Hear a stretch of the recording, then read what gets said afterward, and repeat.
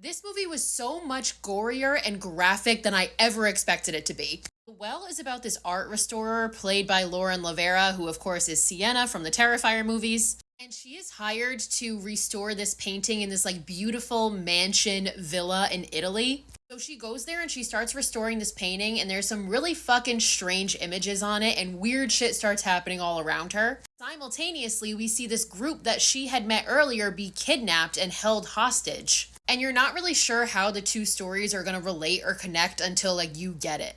My absolute favorite thing about this movie was the creature design. It was gnarly as fuck.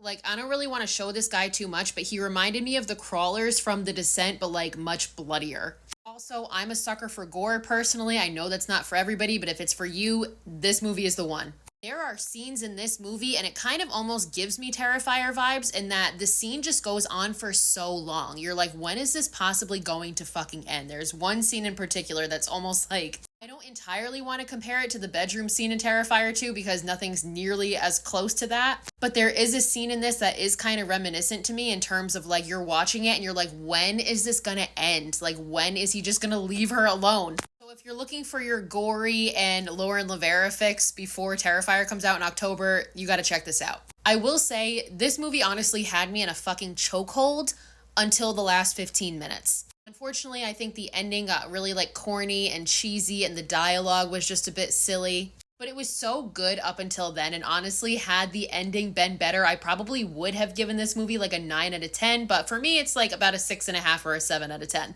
And if you want to check it out, it's available to rent right now on Apple TV.